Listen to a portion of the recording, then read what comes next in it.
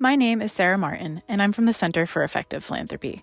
Thank you for joining us for the second event of CEP's 20th Anniversary Virtual Learning Series. We'd like to thank the generous sponsors of our Virtual Learning Series.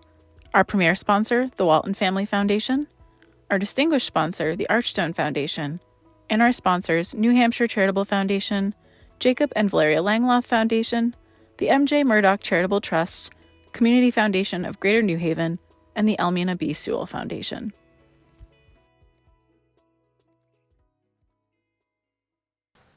Welcome, everyone, to the second session in the Center for Effective Philanthropy's 20th Anniversary Learning Sessions.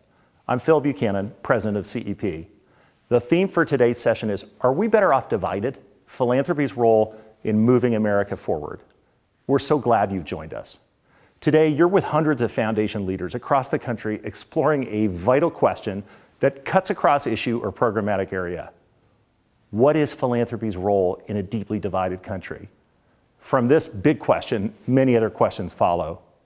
Should philanthropy seek to find ways to encourage the bridging of divisions, whether across racial, ideological, class, or other lines?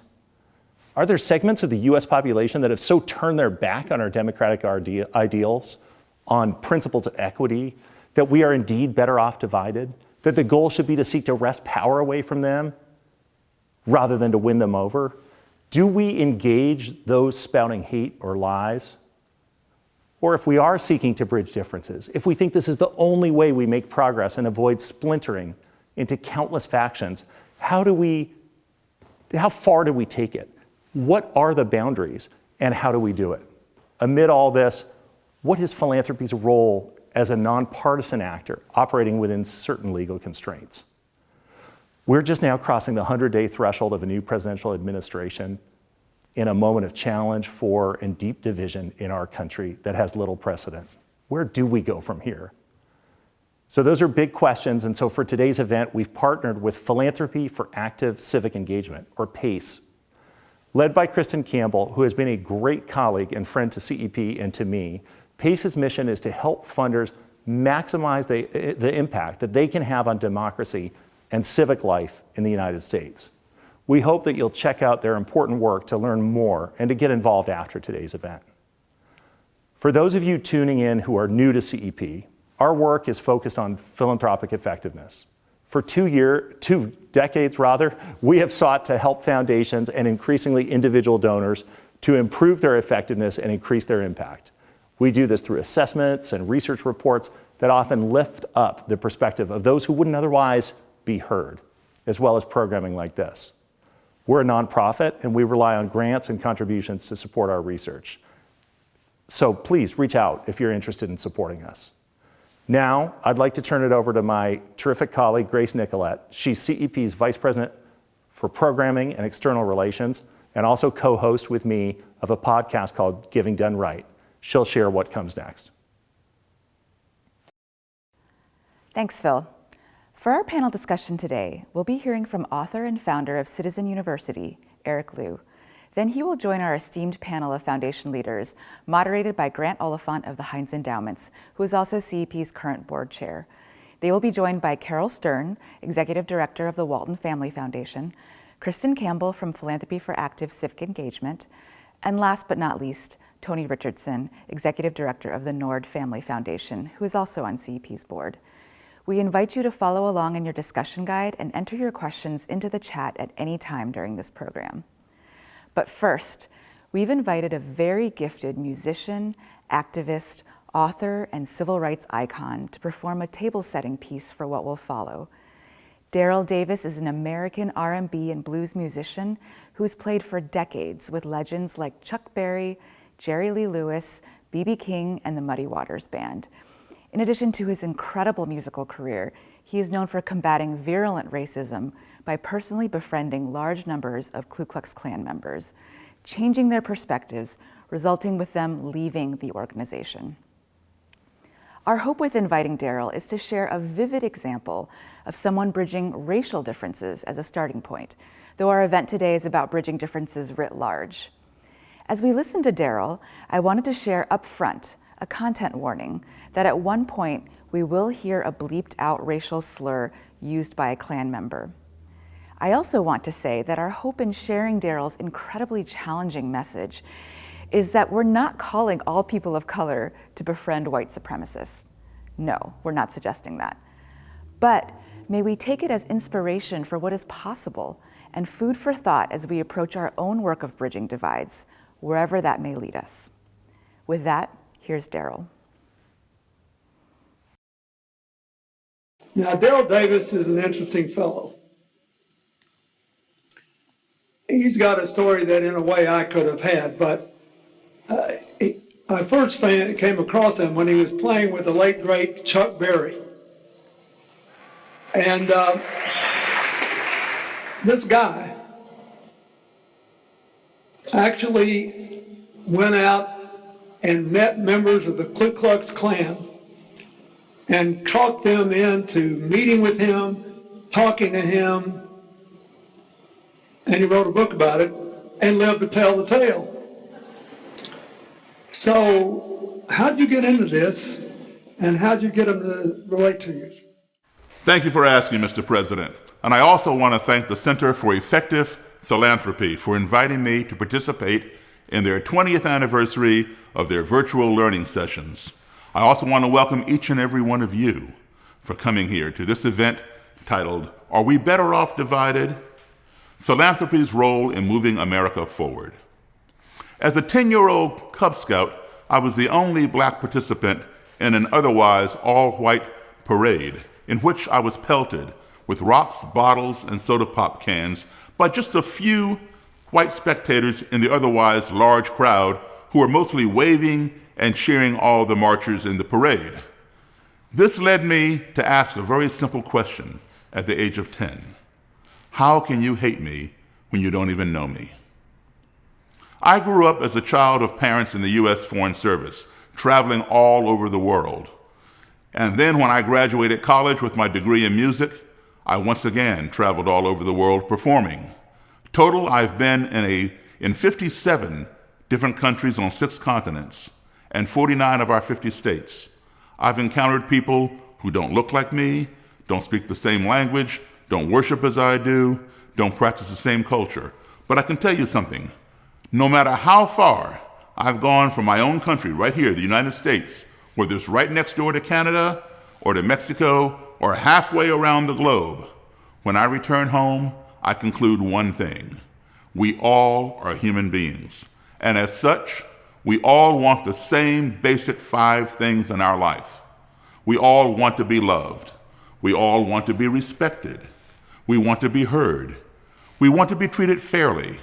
And we want the same things for our family as anybody else wants for their family. Following one of my performances in the state of Maryland, I was approached by a white gentleman who remarked to me that this was the first time he'd ever heard a black man play piano like Jerry Lee Lewis. I explained to him that both Jerry Lee and I were influenced by black blues and boogie-woogie piano players. That's where rock and roll and rockabilly evolved. He did not believe in the black origin of that style of music, even after I told him that Jerry Lee Lewis was a good friend of mine and had told me himself. He then revealed something about himself. He revealed that he was a member of the Ku Klux Klan. Well, perhaps the answer to my question, which had been plaguing me since the age of 10, has serendipitously fallen into my lap.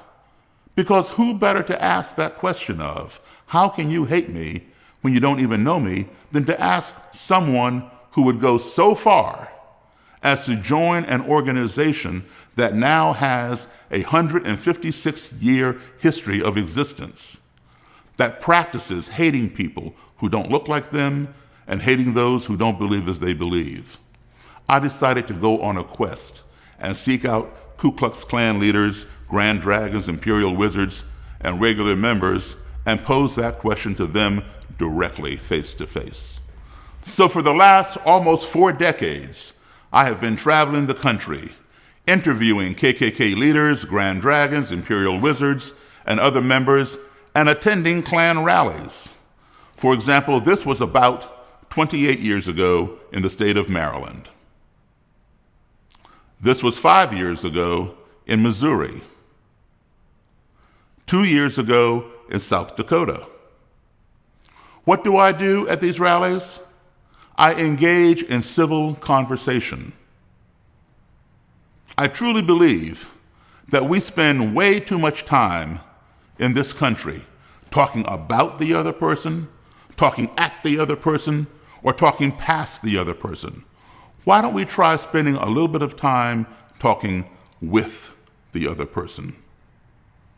And when I engage in civil dialogue, I try to employ some of those 5 principles I just told you about. Listen to this Klan leader at a rally. Davis is one of the few African Americans you will ever find attending a KKK rally. More than attending, he is welcome. I got more respect for that black man than I do you white out there. Has friendship transcended the color barrier? Listen to Kelly at a Klan rally. I will follow that man to hell and back because I believe in what he stands for and he believes in what I stand for. A lot of times we don't agree with everything, but at least he respects me to sit down and listen to me. And I'll respect him to sit down and listen to him. The strange relationship of a KKK wizard and his black buddy. In Washington, I'm Carl Rochelle, CNN Sunday Morning. Hey, wait a minute. Did you just hear the Klan leader say that he respected me? I'm a black guy. He's the head of the Klan. What's that all about? What he said was, while we may not agree on everything, at least he respects me to sit down and listen to me, and I respect him to sit down and listen to him. Those were his words. Very, very important. If you don't take anything else home with you from this event, please take that home and remember it. I showed him some of those core values. Respect. He said I respected him. So he listened to me. Everybody wants to be heard. I listened to him. There's another core value, respect and being heard. I listened to him, he listened to me. Everybody wants to be treated fairly. There's your 3rd core value.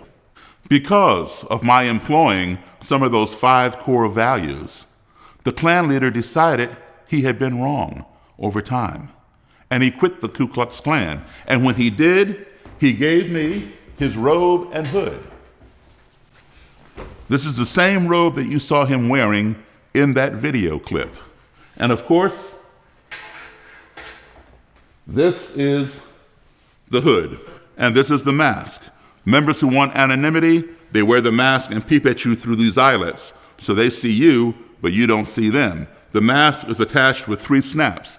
If they don't care that their identity is revealed, they simply unsnap the mask or unvelcro it, and the face is exposed under the hood. That never could have been accomplished without dialogue and employing some of those 5 core values I told you about.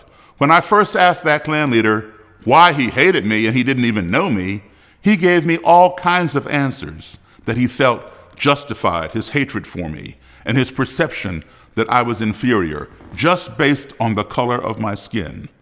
But when he quit the Ku Klux Klan and gave me his robe and hood, his answer to my question, how can you hate me when you don't even know me, had changed. He no longer believed in what he stood for. And he said that he really had no viable reason to hate me and that he had changed because of meeting me and our conversations. And he apologized. I am a firm believer that a missed opportunity for dialogue is a missed opportunity for conflict resolution, as I've just proven. You know, it bothers me a great deal that we call ourselves the greatest nation on the face of this earth. Now, don't get me wrong. I'm patriotic. I love my country. But I do have an issue with that statement. Perhaps we Americans are the greatest when it comes to technology. We Americans put a man on the moon. And when Neil Armstrong was up there walking around on the moon, talking about one small step for man and one giant leap for mankind, we were able to talk with Neil Armstrong all the way from Earth to the moon via satellite radio phone. We Americans invented that technology. Every one of you out there has a cell phone, has email. Press a few numbers, hit a few words, hit send, and you're talking to people halfway across the country, in Europe, in China, in South America, Africa, Australia, wherever you want to talk. We Americans invented that technology. So how is it that we Americans can talk to people as far away as the moon and all the way around this planet, but yet we have difficulty talking to the person who lives right next door because they are of a different color, a different religion, a different persuasion, speak a different language, or perhaps even one of our own family members at the dinner table who voted for a different candidate. It seems to me that before we can call ourselves the greatest, perhaps our ideology needs to catch up to our technology. And once we get them both up there, then we can truly brag about how great we are. As the title of this event asks, are we better off divided? I don't think so. I think we spend too much time addressing the destruction, the anger, the hatred, and the fear, when the root cause is ignorance. If we cure ignorance, then there's nothing to fear. With nothing to fear, there's nothing to hate and get angry about. With nothing to hate and get angry about, there's nothing to destroy. The good thing is there is a cure for ignorance. That cure is called education and exposure. When you provide people with exposure to the things of which they are ignorant, you're also providing them with an education. So what role does philanthropy play in moving America forward? I think philanthropy should invest in the education for all Americans. Let's not only strive to be the greatest nation on the face of this earth, let's also strive to be the smartest and most educated nation on the face of this earth. Our country can only become one of two things. One, it can become that which we sit back and watch it become, or two, it can become that which we stand up and make it become. So I want to ask you a question. Do you want to sit back and see what your country becomes? Or do you want to stand up and make your country become what you want to see? You don't have to answer that question right now, nor do you have to answer it to me. But before you go to bed tonight, I would like for you to answer that question for yourself.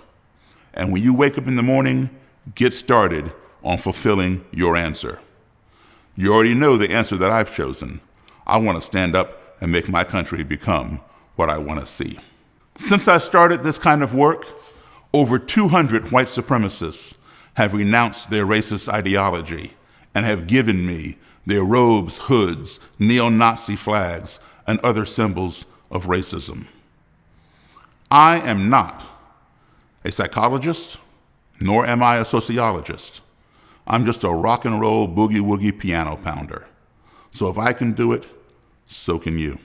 Speaking of rock and roll and boogie-woogie, my journey with Klansmen and Klanswomen started years ago when music broke down a racial barrier and a Klansman approached me because one of the songs I was playing resonated with him. I don't recall what song I was playing, but I do remember the style, and I'll share it with you right now.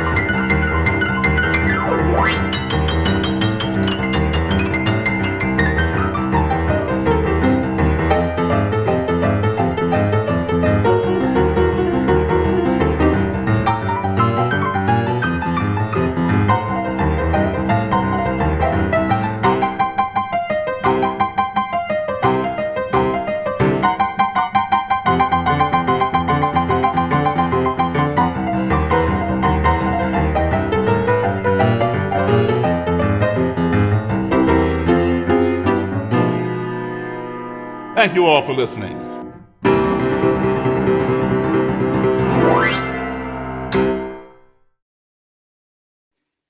Well, that was just wonderful. And I want to just begin by introducing myself. I'm Eric Liu from Citizen University. And I am so grateful to be with all of you, many hundreds of you at this gathering today. I want to thank the Center for Effective Philanthropy for bringing us together this way, and my dear friend Kristen Campbell at PACE for helping to sponsor this this session. My name is Eric Liu. I'm the co-founder and CEO of Citizen University, and I've been asked to speak today about this question: are we better off divided? And what I wanted to do over the next 20 minutes or so is just share some thoughts that actually have been cooking in my mind for, depending how you put it, the better part of a week, the better part of a decade, or the better part of my life. And I think the same thing is true for all of you here. And listening to Daryl's story and listening to him describe the spirit of his work, and just and to bring that that boogie woogie joy into his affirmation of the possibility of humanity is very moving. But I want to just sit for a moment with the question that we are asking ourselves: are we better off divided? Are we better off divided? That this is even a question right now is a pretty remarkable thing, and a measure of how much trouble our society is in right now. I think one of the things that really marks the, choose your metaphor, the slow motion divorce that's happening in the United States between red and blue parts of the country, the cold civil war is the other metaphor that's been used. The fact that people are now across the left and the right asking, are we just better off divided, is, as I say, rather sobering measure of how far advanced that disunion is right now. But the question does actually raise another one, which is, what is the alternative? What is the opposite of divided? And I think, the obvious answer is united, right? But I think even in the last few months, we've seen differing takes across the country about the meaning of unity and the appeal of unity. And in many ways, the debates about the very word unity are merely replicating and recapitulating the very divisions that are making unity so challenging right now. But I want to begin by just sitting for a moment with this idea of unity and what we mean by it. And I would submit to you that the kind of unity that we have to figure out how to effect in the United States right now is a particular kind. And I would say it is a kind of unity that emphasizes union over unanimity. Union over unanimity. I think a lot of the natural reflex that people have against unity right now, not just people on the right who don't like it or don't trust President Biden when he makes appeals to unity, or people on the left who think President Biden is being naive to even talk about unity when there are so many awful challenges to face here and so much intransigent opposition on the other side. And what people fear is that unity is going to mean somehow enforced unanimity, that we're all supposed to think alike and act alike and be alike on the same terms. But I think there's a different conception of unity that, fortunately, our own national history gives us cause to reflect upon, and that is union. Union. The idea that we are a union, not only of 50 disparate states, but a union of peoples whose backgrounds, whose ideologies, whose life experiences are so widely diverse and divergent. And that union as a concept and as a spirit says, we recognize that for all of our differences and for all of the space that we are going to create for our pluralism to thrive and our diversity to be expressed, for all of that, we are still better off together, webbed together, united in some sense of common purpose. And that doesn't mean conformity, that doesn't mean unanimity, that doesn't mean uniformity, but that sense of connectedness to one another, our sense that our fates are entwined, and cannot be severed from one another is a notion of union that I think is actually quite worth rehabilitating right now in American life. And it's not just a Civil War North versus South thing. It's not about Confederates new and old. This is about, nor is it just about red versus blue. This is about even within each of those categories, within Black America, white America, Asian America, what have you, different divisions that of worldview and perspective that are beginning to fracture us. All of this is to say at the outset here that this question of are we better off divided forces us to ask, what is the meaning and the purpose of bridge building work right now?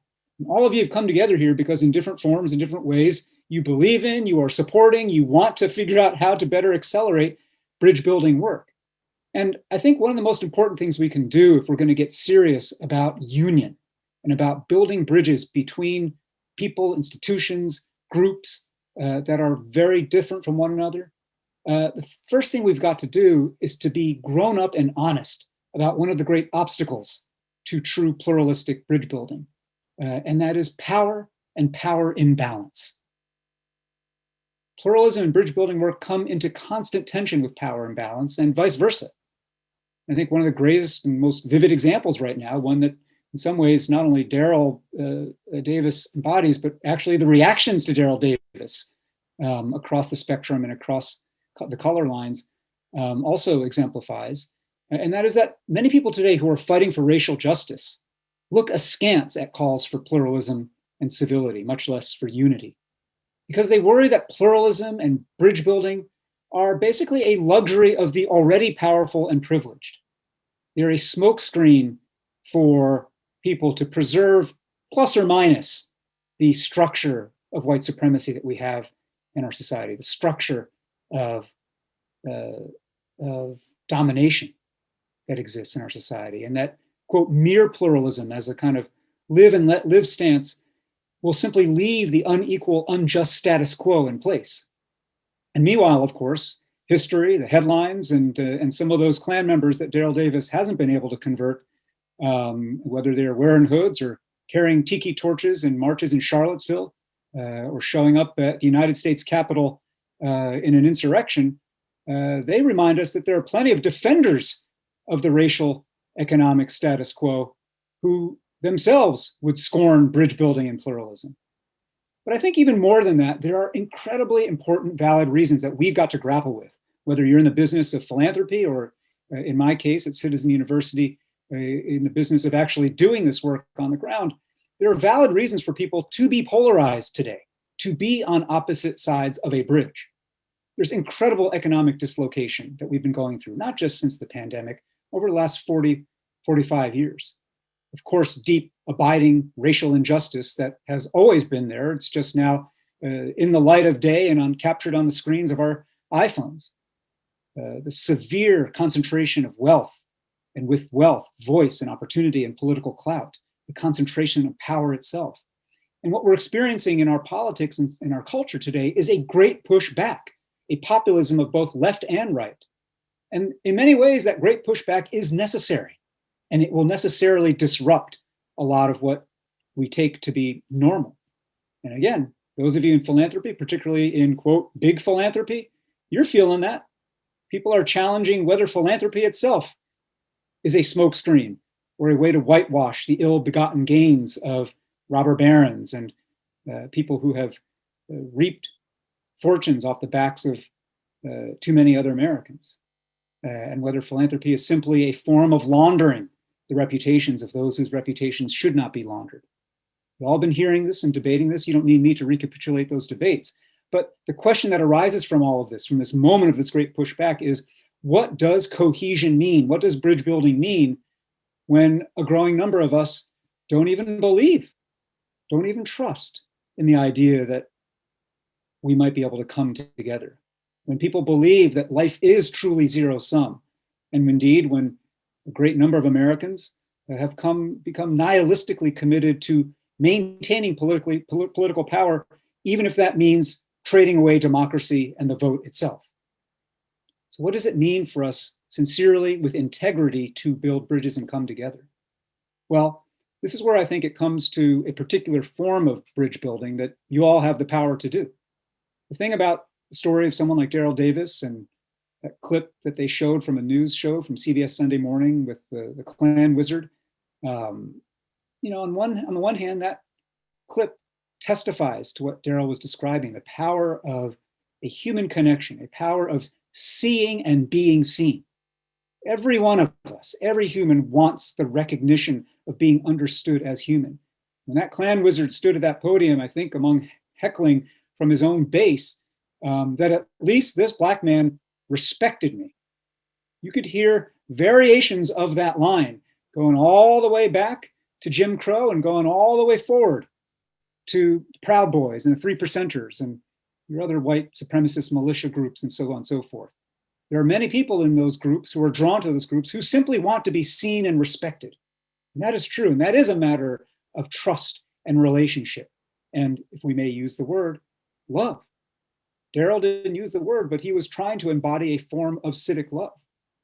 But that embodiment at the individual scale, and even at an incredible individual scale, where a single person like Daryl is able to change the lives, convert dozens, hundreds of other members of an organization dedicated to dominating people with the color of skin that Daryl has, the question that arises, how do we scale civic love? How do we scale civic courage? And it highlights this other kind of bridging we need. There is a gap that needs to be bridged between individual acts of conscience, of love, of courage, of commitment, and systemic structural change. And I would submit to you that between those two things, between the choices of the individual and the systemic structural things that are often invisible to us as a matter of policy and as a matter of the accumulated generational results of policy, redlining, affirmative action for white people in the GI Bill, but not for non-whites, that the gap between the individual and structural is filled by something very important. And that thing is called culture. Culture fills that gap. Culture. The norms, the narratives, the values, the stories that we tell, the habits, the mindsets, the heart sets that we all often half consciously are participating in and creating, either by choice or simply by default. And that realm of culture, and I don't just mean mass popular culture, nor do I just mean the creative arts. I mean culture in the sense of what story are we telling about who we are, about what kind of people we are? Are we a good people? Are we a decent people? Are we a selfish people? Are we a hyper-individualistic people? Are we a people who pull together in hard times as well as good times?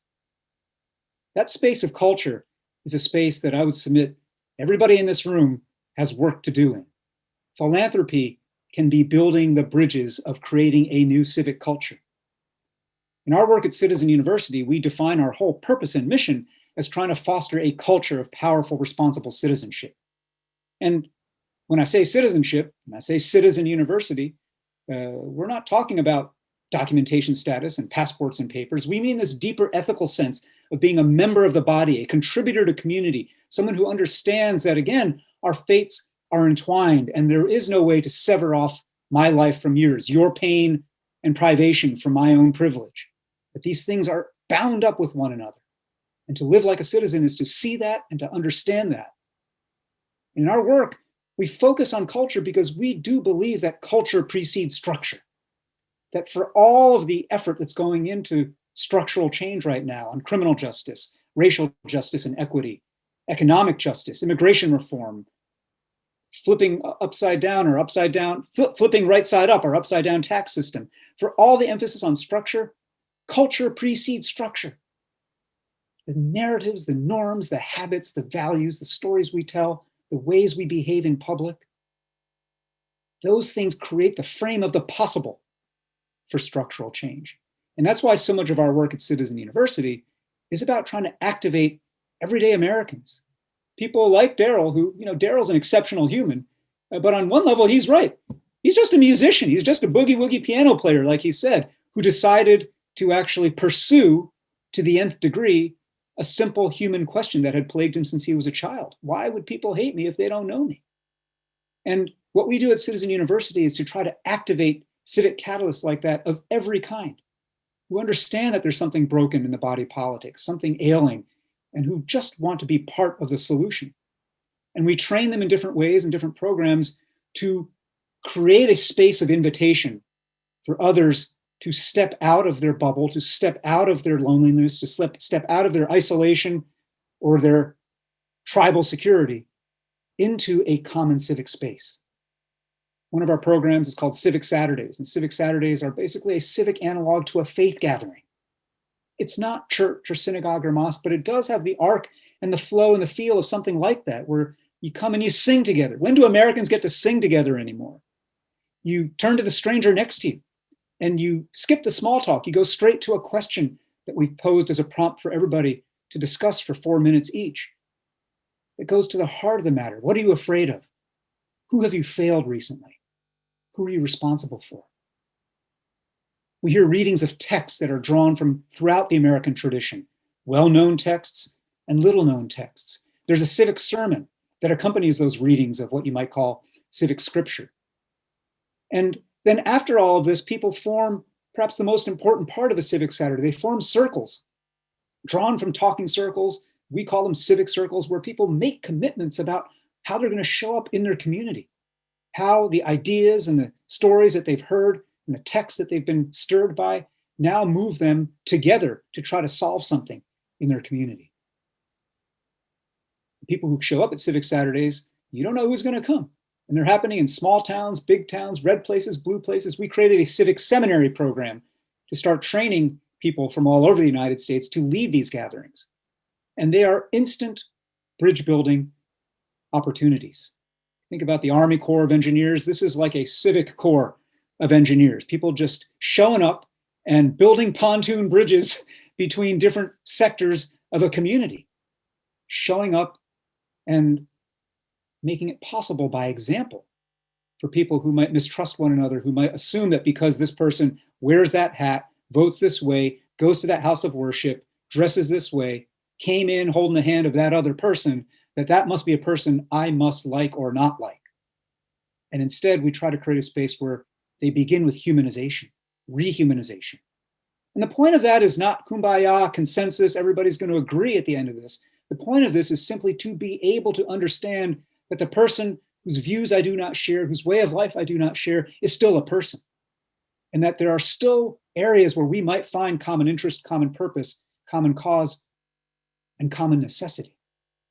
Another one of our programs that is in that same vein is called the Civic Collaboratory. And this is, you can think of as a mutual aid club format in which we bring together people to share projects that they're working on for the greater good. And everyone else in the circle has to offer not critique or commentary, but hard commitments of help, investments of capital into the work of their colleagues.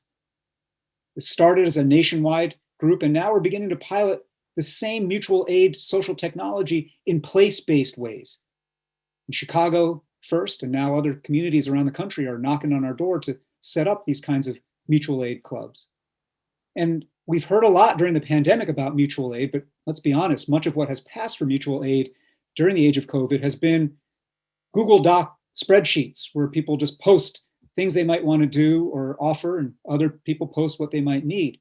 It's not relational, it's more transactional. And the work that we're doing is fundamentally about trying to rebuild those bonds of trust and affection. Now, I'll tell you at length about Citizen University because that's my work, but one of the things about the Civic Collaboratory, one of the things about this vast nationwide network of catalysts that we have participating in and leading our programs is they are all kinds of people involved in all kinds of other programs. We are part of a vast and growing ecosystem, what I think of as a growing flotilla of organizations and individuals and networks that are part of not only the revitalization of our democracy, but of the work of rekindling and rehumanizing and depolarizing civic life. You know many of these organizations, you support many of them. And some of the national ones are things like Living Room Conversations or Braver Angels. But in every given community, you have groups like Urban Consulate operating in Detroit, bridging the gap between longtimers and newcomers. And if you know Detroit, you know what I just said was a coded thing because longtimers are Black and newcomers are white Long-timers have less capital. Newcomers are coming in with all kinds of tech and gentrifying tools to change the city, and they come with more capital. And all these bridges that are built in whatever part of the country are bridges that this whole vast flotilla of civic engineers coming together is trying to do. You know this, you feel this, you sense this. But the thing that I want to say to you as people involved in the world of philanthropy is you have the power now to amplify our social technologies. If you like what I told you about Citizen University, great, come and join us. If you think, oh, that's not quite for me, great, let me point you to 5, 10, 15 other organizations around the country. Let me tell you about people working perhaps in your own state or your own community that you might not yet know about. You have the power to amplify this work. You are the conduits. You are the irrigators of the gardens of our democracy right now. And your ability to leverage capital, not only in order to generate more financial capital to support this work, but actually, I want to slightly reframe the purpose of your work right now. Your work is to use financial capital to leverage every other form of capital, to generate social capital, relational capital, institutional capital, intellectual capital, what you might shorthand as cohesion capital. We need a great, great movement to generate cohesion capital. We need a great webbed set of institutions to create a marketplace of cohesion capital. And guess what? You all are placed perfectly to make that market. And I want to focus here in 4 different forms of cohesion that I want to urge you to invest in. 4 different ways to do this bridge building work. The first is cohesion as the circulation of power, not the hoarding of it.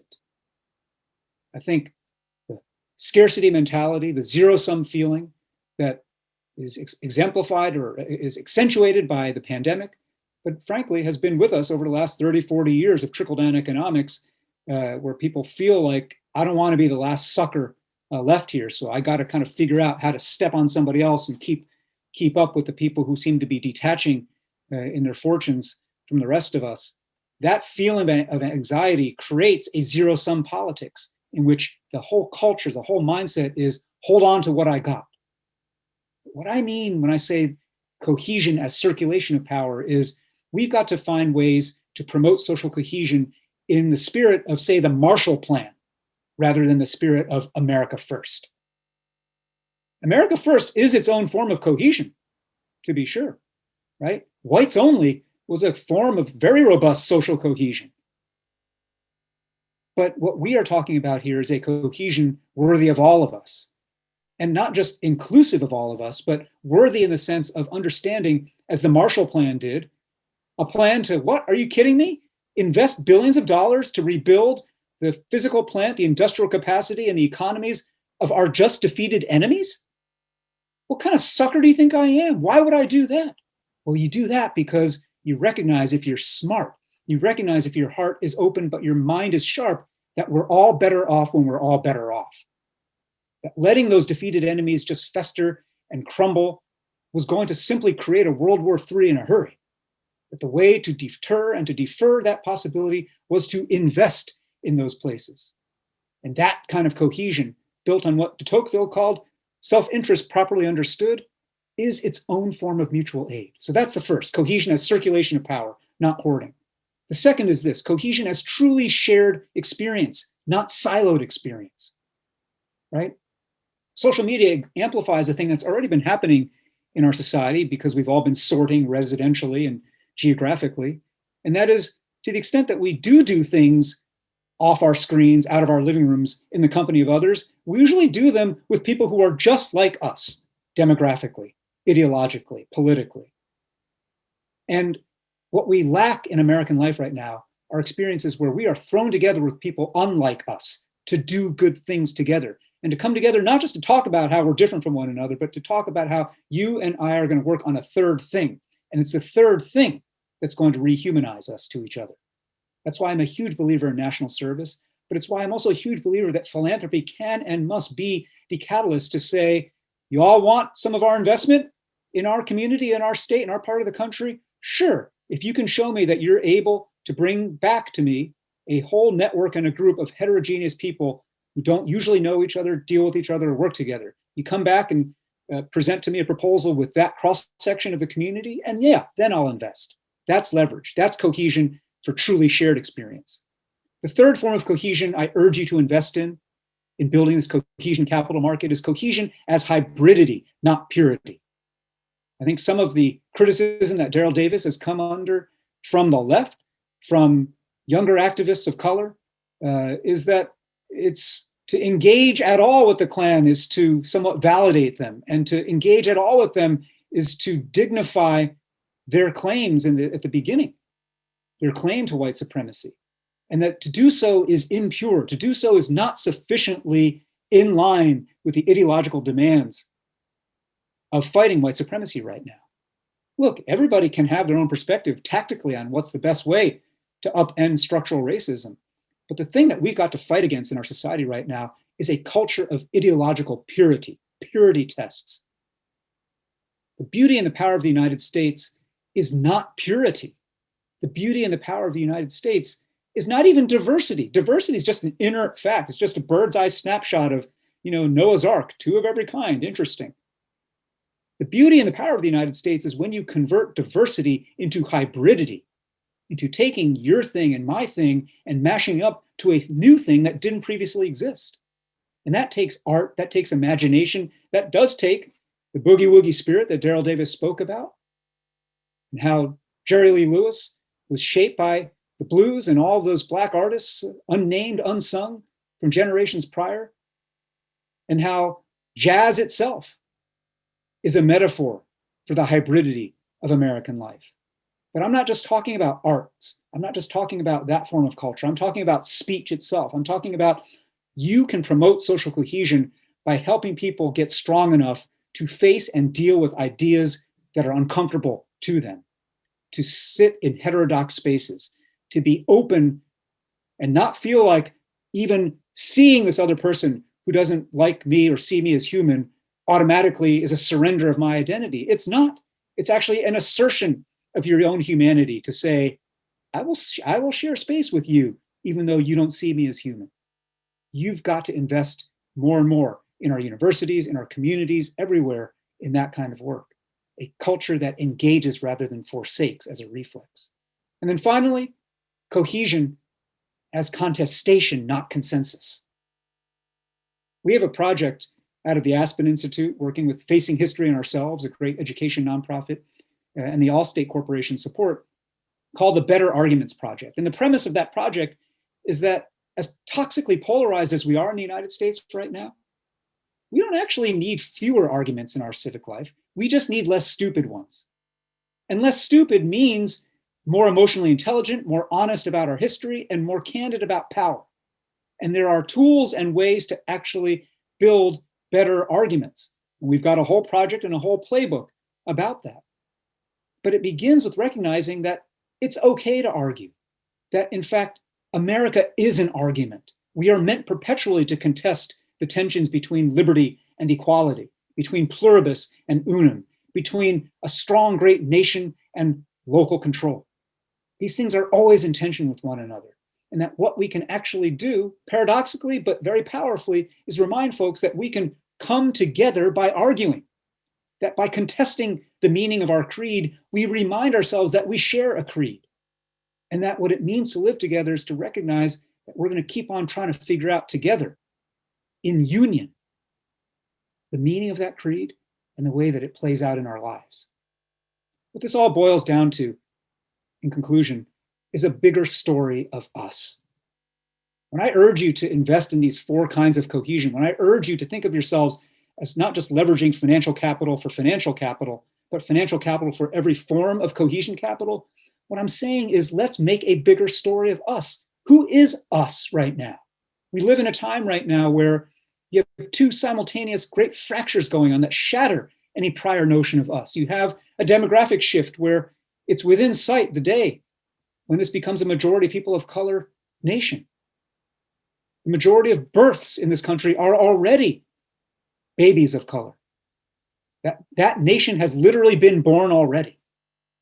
But at the same time, we're living through this time of the greatest level of inequality and concentration of wealth that we've seen since just before the Great Depression. And so that middle that once bound us together, that sense of us, has evaporated. But when we talk about how to create a bigger story of us, this is a forward-looking endeavor for philanthropy and for everybody in civic life. It is not backward-looking. There is no nostalgic better day to look back to. I want to conclude with this book recommendation to you. I just finished reading a wonderful book by an historian named Tracy Campbell called The Year of Peril. And it's about the year 1942. American popular culture today looks back in this kind of hazy, sepia-toned way at the greatest generation, capital G, capital G.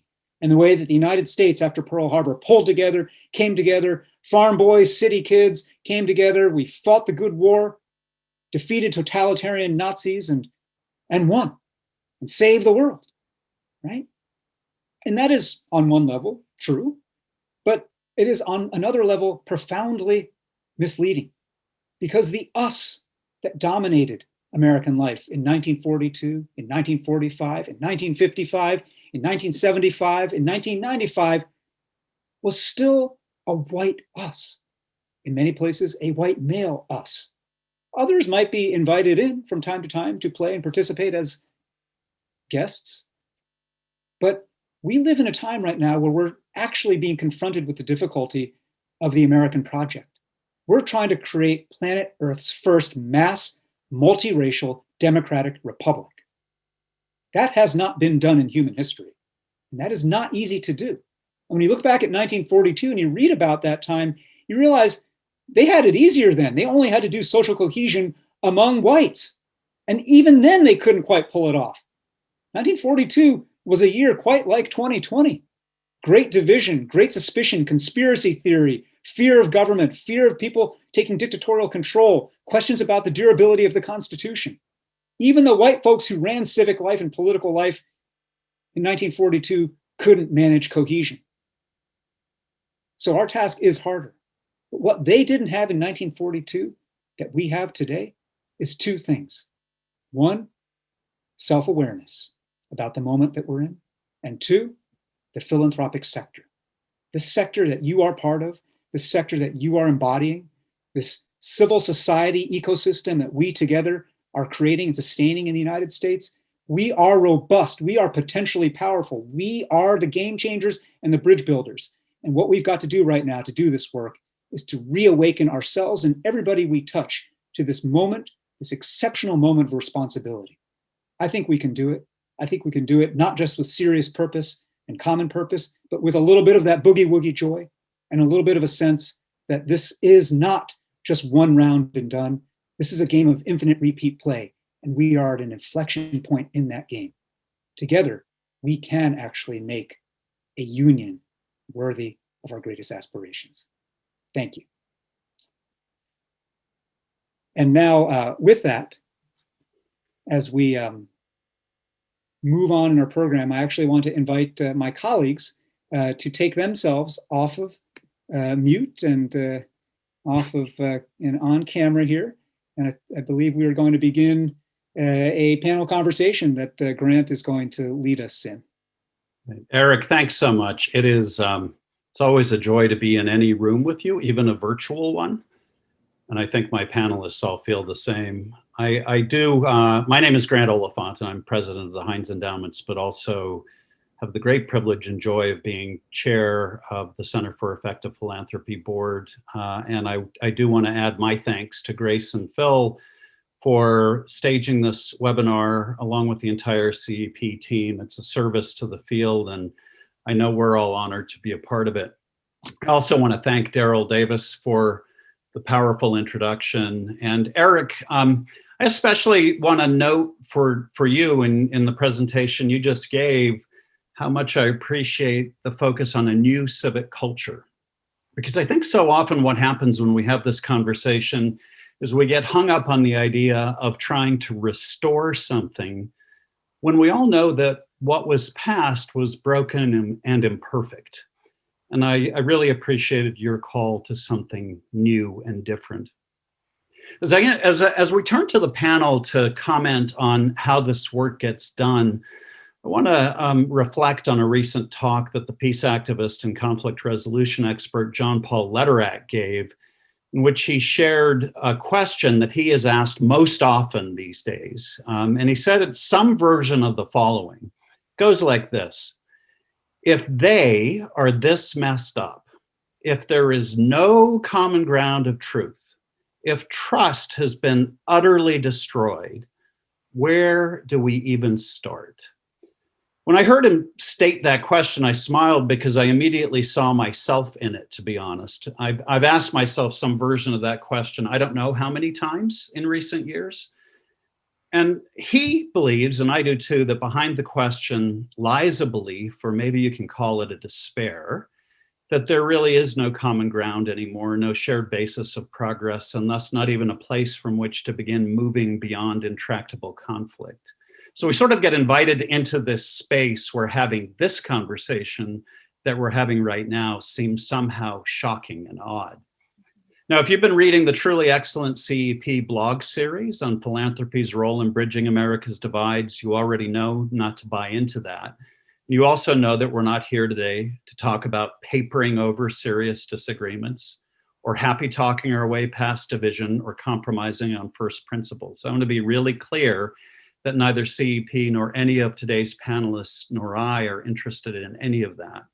But what we are here to talk about is how we as a society move beyond our sometimes too easy assumptions about dividedness, and how we challenge what we think we know about each other, how we engage in healthy civic discussion and debate, and how we remove at least enough of the toxicity to make room for insight and wisdom. And obviously, we're here to look at philanthropy's role in all of that. I can't imagine a better panel to have this discussion than Kristen, Tony, Carol, and Eric. And so, we have too little time to do this. Let's get to it. I want to start, Kristen, probably with you by asking the obvious question. The question for the panel is, are we better off divided? And this panel makes an assumption that we're not. But I would like you to state the case for why that is. We've heard Eric's version, but how about you answer it for us? Absolutely. Thank you so much, Grant, Eric, Daryl, everyone for the opportunity. You're right. I think the premise of the conversation does lead with an assumption that bridging divides matters and is a worthy goal of pursuing. And I definitely agree that it matters. At PACE, we think that social cohesion is an issue of democracy. Through our democracy primer, we frame democracy as having 5 component parts. There are lots of ways to think about and define and frame it, but we think about democracy including 5 component parts: responsive policy, fair processes, media, information and communication, social cohesion, and empowered citizens. And so in our view, you can't have a healthy democracy without social cohesion and belonging, and therefore bridging divides is an important contribution towards achieving those things and therein towards achieving a healthy democracy. I think the challenge becomes when you ask the question, is that the right goal? Is that the goal? And I think the answer to that is maybe. I think on one hand, I think we should be thinking about bridging divides as maybe a condition or a strategy or kind of an animating state that helps us achieve other outcomes, not necessarily an end in itself. But at the same time, I guess on the other hand, I think there's a common misconception about bridging. And we heard it, I think, really consistently in the pre-event series that you noticed from all 5 of our contributors. And that is that people tend to think or oversimplify bridge building to be about finding agreement or finding consensus. And I think Andy Hanauer actually said it really powerfully in the series when he said, it's not necessarily about finding agreement, it's about turning down the temperature on the toxicity that leads to misunderstandings and dehumanization. So I think if we think about it that way, it is a worthy goal in and of itself. So it can be a goal in and of itself and a means to achieve other goals, all in pursuit of a healthy democracy. Tony, what about you? So, I do think, obviously, we are better off together, moving in cohesion and coalition. But I think it's nuanced, right? Because I think that the divides, there's a lot of different divides, right? And I think that we do oversimplify what it is we're trying to do, right? Or what needs to be done. And you can't have a North Star or a right goal without appreciating that different communities and different people have different desires, needs, and wants, right? And that idea of America means different things to different people, right? And so to that point, there's obviously a myriad of divides across, geopolitical, socioeconomic, racial, cultural lines. And I think the only way to really come at this work is through coalition building, right? And expanding the scope and elevating conversations and work from like isolated pockets of incidents to thinking like large scale, what's happening. So I'll use something that's really top of mind. It's been on every news outlet, 24 hours, cycle, 24/7 cycle, and that's the murders of African Americans at the hands of law enforcement across this country, right? And I think we've had that conversation since George Floyd's murder, that it's been elevated and amplified. And I think we tend to focus on the African American experience and not talk about the fact we have a gun issue in this country. We have a law enforcement deadly force issue in this country of murdering of human beings, murdering of American citizens. And when we talk at the large scale, the high level about what's happening, we're more likely to expand our tent. We're not going to disinvite people who may have issues or uncomfort around talking about issues of race, to talking about the human condition, the human experience, being a survivor of murder in my family, and my dad being murdered when I was 10 and my brother being murdered just 8 years ago. I understand like we have a gun problem in this country. And if we don't talk about that, we're going to continue to focus on the microcosm, the isolated incidents, the bad actors, not the systemic issues that are really crippling our country and really helping us not realize what this democracy could be, or what access could be, or what a quality of life could be. No, it's such a powerful example, and when you invoke, the examples of loss to gun violence, it's a perfect illustration of how some people hearing that would say, that's precisely why we need to press our division on the issue as opposed to our cohesion on the issue. And I'm curious, Carol, I want to give you an opportunity to answer the question about how you make the case for bridging work in your work as well. So, I think first of all, when many of us on the screen and on the call, we work for family foundations, and obviously a family is probably the first place in your life where you learn how to bridge divides, because I think it's the rare dinner table that you can get through with multiple kids, that there isn't some bickering about something. And we kind of learn to figure out ways to maneuver around the things we agree and disagree on. But, Tim Shriver, in a conversation I had with him on this topic, said to me, it is about common ground, but really it's not. It's about common solutions. It's not about having to agree on what got us here. It's really on what are we going to do about it, and it's how are we going to get there. And I think it speaks to Eric, when you said, and I wrote it down, cohesion is I can't even say the word, condensation, not consensus. And I think that is so right on the point. And I think, Tony, you said it as well when you put it into the context of the gun issue versus the specific issue. We have problems, and we've got to reframe our expectations so that we are bridging divides because we're seeking common solutions, and stop trying to make it a win or lose. And I'm the oldest person, I think, on this panel, and I definitely remember when conflict resolution was about finding win-win. And basically what I'm saying is shift the paradigm. It's not win-win. It's not win or lose. It is not I win or you win or we both win. It is who are we serving and how do they win? It's an entirely different approach to finding the solutions. And I think it is critically important to just take the argument off the table and figure out who the winners really need to be and how we get there. Eric, I want to, you had mentioned this, and it's now coming up, I think, in the comments that all the panelists are making, but you had mentioned the notion that some people have that that leaning in towards civility, or even leaning in towards democracy as the end goal or value, privileges power and preserves privilege at the cost of actually solving the issues that divide us. When you talk to folks, how do you respond to hot button issues like the gun violence example, or pick any other that you've been walking through?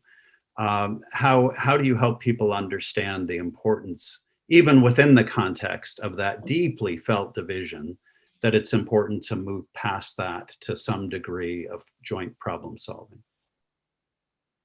I think the first part of your question about detaching people's diminishing commitment to democracy itself, especially in the younger generation, you see this. I think we have to restate over and over again that the point of what we're doing here is not democracy for its own sake. The point is justice. The point is justice, right? The point is everybody having a fair shot to be able to develop to the fullest of their capacity, right? And whether there are individual or structural barriers to that, that adds up to injustice. I think the theory of the case is that democracy ends up being the most resilient, adaptive way for a complex society to keep on pushing toward justice. Not a dictatorial, authoritarian system where, the dictator's sense of what's just will prevail. We together have to figure it out, right? I think that's the premise of your question. And I think on something like guns, two things. I mean, one is, look, there is a moral thread through every issue that divides us. And I co-founded an organization. I'm taking off my citizen university hat, right? And just as a citizen of the United States, of Washington, and of Seattle, after the Sandy Hook massacre, a few friends of mine and I decided we needed to do something, and we created an organization called the Alliance for Gun Responsibility. And the name was very deliberately chosen because I believe that for as much as there is polarization on the issue of guns, there is a case to be made about responsibility that cuts across those left, right, red, blue lines. That people will accept the idea that with rights come responsibilities. And most people who are gun owners will say, I'm a responsible gun owner. I have a safe. I got a permit. It's those other folks who don't, who break the rules. And we say, great, then come join the coalition of the responsible to keep on building more common sense, responsible pathways to how we exercise this right, right? And I think that's an example of how we can come to some of these solutions. I agree with the Carol, your paraphrase of Tim Shriver's thing, like focus on common solutions. But those solutions often, people will come to them often if they feel like there's a moral invitation that they want to respond to. And responsibility is one that it's core to our work at Citizen University, but it's also one that I think a lot of people from a lot of points will respond to as well. Tony and Carol, I'd love to hear from you about examples of how you do this work in your respective foundations. And Tony, why don't we start with you? What would you point to as a good illustration of how you try to approach this? So as an organization, I think we always approach our work with we don't know, right? Like we don't go in with assumptions and we don't take a top down where the funder, we're coming in to execute what we talked about in our boardroom, right? So one of the things that I give two examples, one being last summer after George Floyd was murdered, I get a call from one of our county commissioners, and he wanted to declare racism a public health crisis, as well as a few other cities in our county. And I said, as opposed to just going out because other communities are doing it, what do we know about racism or racial disparities in our community? And how about we not talk about or just go after a particular, subset of like health, for example? How can we look at disparities across education, across employment, across housing? And let's launch a racial disparity audit, right? And let's look and see what the data says in our community as opposed to what's happening nationally or internationally, and taking those numbers and trying to apply that data to our backyard. Because what it does is it allows people who aren't interested or think that we don't have a problem because we haven't elected, Kamala Harris as a VP and former President Barack Obama as president, they'll say, no, we don't have a race issue. But what's happening in our backyard, and how do we use this audit to then bring people together to respond, react, co-develop solutions to how we want to address these issues and lay a framework or a foundation to discuss and explore disparities in our community, right? So let's not indict, let's learn what's happening, and then let's launch a path forward. And then secondly, I'll give an example of, and that was a relatively small grant, right? I mean, we brought in a consultant, a great national organization that does a lot of this work, and we were able to leverage that. It was one of our smallest grants we made, but the learning and the impact, right, was ginormous. And in this next example, we didn't even have to make a grant to get it done, right? So we leveraged our relationships. And when we had for like the last 30 years, our county has been a Democratic stronghold.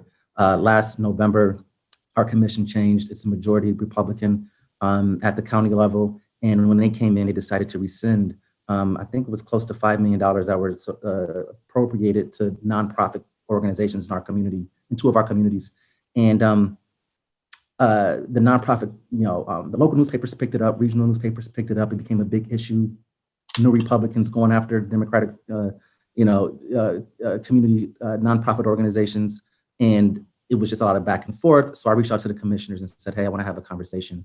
And I want to invite all of our nonprofit partners to talk about who they are, their work, the communities they serve, the unmet need, and then how your decision is going to impact that. But then I wanted our partners to hear his reasoning and their reasoning for why they did it, and whether it was COVID money versus general fund money.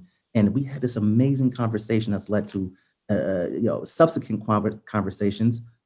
All essentially the organizations that were waiting on money or looking for money to support their work has done. North Family Foundation stepped up, and we filled the gaps where commissioners couldn't use certain dollars to support organizations.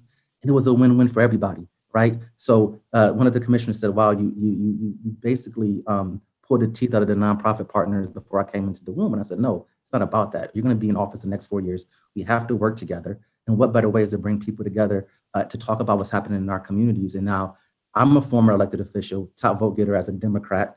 These are Republicans, but again, it reached across the aisle to say, hey, we owe and have a responsibility to our community. Let's put our political affiliations and ideological differences aside, and let's focus on what's best for our community. And I tip my hat to that gentleman. He got it done. So it worked. And that's North Family, right? Like, that's the role of our foundation. And we didn't have to do a grant for that. And I think oftentimes we think about our money and we get intoxicated by the money. We want to spend. But sometimes we can't spend our way out of these issues, right? We got to sit down with people and talk to them, be cordial, be humans. And I think that's just an example, a couple examples. So a great example of stepping into that space of engagement. And Carol, what about you? What would be an example that you would want to share? A couple of examples. And for me, I think it's a little bit of stay in your lane, but make sure the highway is wide enough for all the cars. While I was still CEO at UNICEF, the storm hit Puerto Rico and we didn't have any staff on the ground in Puerto Rico. And at the same time, we had this amazing expertise of, to respond to an emergency. And so I looked around to see who was doing something that we could support because we had no hands on the ground. And I saw government, I saw Andrew Cuomo flying down there and actually talking to the people on the ground and listening and hearing what they wanted, not making assumptions about what they needed and wanted. And I remember being in Haiti when winter coats were arriving for an island that winter never hit. So it was a really important step. And so I reached out to him and I said, well, what are you doing? And he told me what he was trying to do.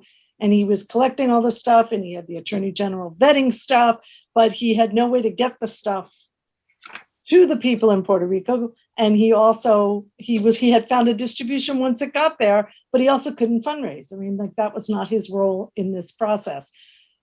I had at that time the CEO of UPS on my board.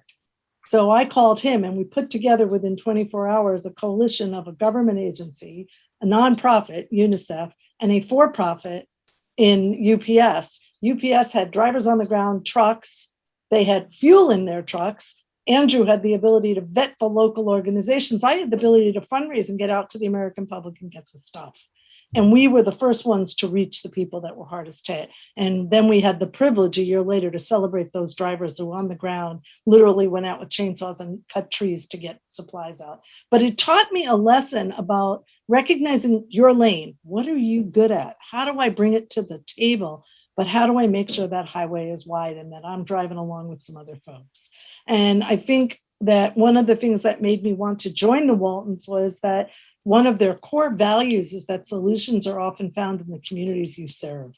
That unless you're talking to the people on the ground, unless you're building it together, then you're building it for somebody else. You're not building it for the people who most need it. And so that was like an initial attraction. And in the strategic plan that we just launched, and some of you participated in our 3-day conference, the theme of it is learning and leading together. We don't have all the answers. Philanthropy no longer needs to get out there and say we have the answers, but we're also no longer just a funder. We're not just going to find a program and put a dime into it.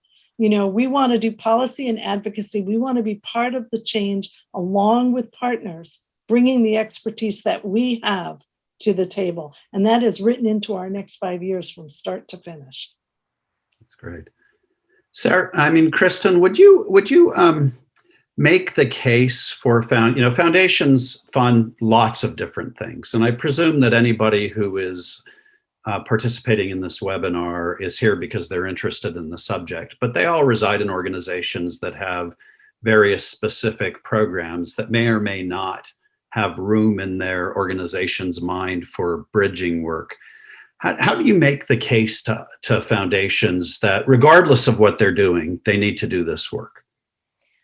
Well, because we tie bridging to social cohesion, which we believe is a component of democracy, I often like to say that democracy is not a piece of the pie that sits along the other issues that you care about. It's the pan that the pie sits in. It is the mechanism that holds together everything else that we care about. And so until and unless we have a strong foundation of representative participatory democracy, we will not actually make meaningful progress on any other issue that we care about. So that's how I would make the case. There's lots of different ways to think about it. I really agree with what Tony said before about like everybody has to kind of decide for themselves what that means to them, what success looks like, what risks are worth taking, what risks are not worth taking. But overall, I think you can't actually make progress on any issue you care about until or unless you have a strong foundation. And in my view, that strong foundation is a healthy democracy and civic life. So we have a couple of questions from folks in the audience. One of which is that there are, Eric, I think this is probably a question best answered by you. There are two opposing streams of thought when it comes to structural change. One articulates that culture precedes structure, while the other advocates for the reverse. What do you make of this dichotomy, since you're arguing for culture change? Yeah, I mean, I think it is undeniably true that they feed each other in a feedback loop. And it is also the case that for our work at Citizen University, we have decided that how we're going to engage is understanding things that culture is upstream of structure and that we've got to focus on changing the culture. It is true that, when a culture of organizing and responsibility taking laid the groundwork for the early civil rights activists, of the 30s and 40s to make the civil rights movement possible, the 50s and 60s. And then when structural change happened with the Voting Rights Act and Civil Rights Act and so forth, that in turn also changed culture. And it changed people's expectations of who should get to vote, who should get to be elected, who should get to be in the arena together. And so, absolutely as an intellectual matter, that is true. But as a practical matter for where we've decided to put our energy and put our shoulder to the wheel, we really feel like, accent on the culture side of that cycle. Because again, we live in a time right now where we are seeing the price of a culture that is so hyper individualistic, that is so lonely and isolated and disconnected, where mistrust is so rampant, and we are easily exploitable. We are an easily exploited people. Russia figured that out. People of each party are figuring that out. People with various selfish causes are figuring that out. And that's because we have a culture, not of a hyper individualistic culture that is too much about rights and not enough about responsibilities for common purpose and the common good. And we've got to shift that if we want any of the structural change to follow. It's such a powerful thought, the notion that we are easily exploitable as a country and as a people. Somewhat consistent with that is a question that has come in from Janine Lee about the culture of philanthropy. She notes that a recent article written by a philanthropy serving organization leader suggested that people-focused philanthropy is being replaced by political ideology. In particular, that all problems are viewed through the lens of race or economic inequality and focus on particular identity groups while ignoring others who are suffering. What are your thoughts about this? There's a lot in that question. You know, I'm going to throw it out to whoever wants to answer. Well, I do think there's a shift, as I said earlier, from direct program funding to policy and to advocacy. So I would concur that that shift has, you know, that piece of the question I actually am quite comfortable in answering and saying, you know, we've all moved away from just identifying a program that you fund to how do we change the system? How do we become part of the structural or the cultural change? Which I would probably argue is a healthy thing, Carol, but I wonder, I think what Janine is pushing on is, are we being buffeted by politics as opposed to something else? Listen, I'd be hard pressed to say that politics has not played any part in anything that we are all doing. Okay, I think we're all, victims of the world in which we live in. But many of us, and again, I can only speak for the foundation I represent, it is not about being, bipartisan, it's about being nonpartisan. It is about ensuring, and we struggle with this because oftentimes we will have a group that is doing work we so much believe in this space, but stands for something over here we don't believe in. And do you still fund them or don't you? And if they're critical influencers in this space, what do you do if you don't? And really trying to say also that if we really hold true to finding common solutions, sometimes we have to be at the table with things that are not going to make us comfortable. And so finding new lines, I think we're all struggling right now with where's the threshold, how far do we lean, when do we break, and finding that common space. And I don't think there's a consistent answer to the question. I think that it's a morphing sense of what's happening around us. Now, I'm curious, in the shocking way that panels breeze by very quickly when they're interesting, we're coming up really fast on the end of our time. And I'm struggling over whether to end on a positive or a negative note. But I think I want to invite comment on, this is an opportunity for us to learn. So in philanthropy, what do we get wrong in this space? What are we missing? Who would like to take that one on? Tony. I'll jump in. I think, especially in the context of racial equity and uplift in marginalized communities, I think it's important that we aren't so eager to invite people to the table, and that I think that logic implies this notion of like this elitist, like it's our table, and like people want agency, they want their own table, right? And we have to be comfortable with that, and knowing that people want the tools and resources to create their own destiny. And I think philanthropy can play a role in that, right? And so as we go into our work and continue the work that we've been doing as organizations, I know Nord Family Foundation, we're really thoughtful around that. And we don't assume that we know what communities want or need. And we just want to be sure that we are able to equip those communities in ways that they best see fit. And so back to your last question that Ms. Lee asked of you, this notion of are we talking or leaning too much up toward politics? And we know what politics are. These are how goods and services and opportunities are divided. So we can't be naive in thinking that we don't live in a world and that philanthropy is in a silo. There's a real world out there, right? And we know how things happen and how decisions are made. And I think the role of philanthropy is to like highlight, uplift, convene, and help provide voice for those who are voiceless. Systemically, if we didn't take this approach in philanthropy and we allowed some of these systems to continue to exist without questioning and trying to disrupt them, we'd be a lot further off than we are, right? And so to your point in the larger question, are we better off together? How do we move America forward? Again, I think it's bigger than America. It's about the human condition. It's about the human experience. And I think we as Americans have a role in that. And I think in philanthropy, we have a role, obviously. So thank you all, and great question, by the way. Thank you. Kristen, I think I saw you trying to get in there very quickly. I'd love to jump in on this super quick. First of all, I think democracy is larger than politics, and we need to do a good job of discerning when we're actually talking about democracy and when we're talking about politics. I also think philanthropy has a huge opportunity to lead with questions instead of prescribing solutions, which gives an opportunity for community to engage, gives an opportunity to set norms and model the norms that we expect to see from not only our grantees, but from other leaders.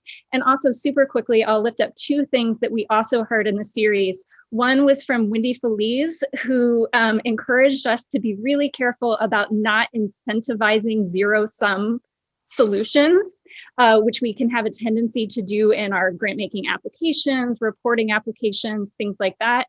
And also Eric Ward challenged us to fund relationships, not as transactional experiences, but because they matter in and of themselves. And I think that those are things that are important to lift up that philanthropy often misses. Really powerful.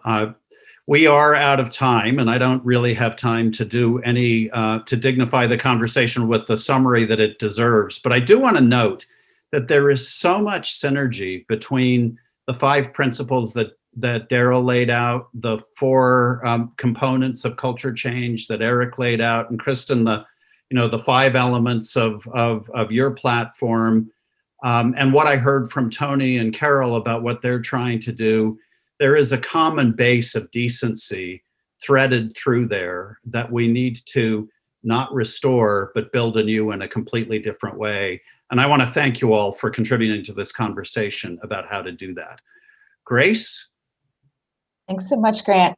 So I'm bringing our discussion today to a close. Special thank you to all of our panelists, to Daryl, and in particular to Pace and Kristen for partnering with us on this event. I want to highlight that each attendee of this webinar should be receiving a feedback survey in your inbox. Please do take a few minutes to let us know your thoughts on today's event. It really does help us. And we will definitely be sending out a recording of today's event to all registrants in a few days. I want to thank again our sponsors for CEP's 20th anniversary virtual learning series, our premier sponsor, the Walton Family Foundation, distinguished sponsor, Archstone Foundation, and our additional sponsors, the Community Foundation for Greater New Haven, Elmina B. Sewell Foundation, the Jacob and Valeria Lankloth Foundation, the MJ Murdoch Charitable Trust, and the New Hampshire Charitable Foundation. I realize that this felt very short. We could have gone longer. I do encourage you to reach out to members of this panel, particularly Kristen, if you'd like to be more involved in this kind of work. Thank you so much, everyone, and have a good rest of your day. Thank you. Bye all. Bye-bye.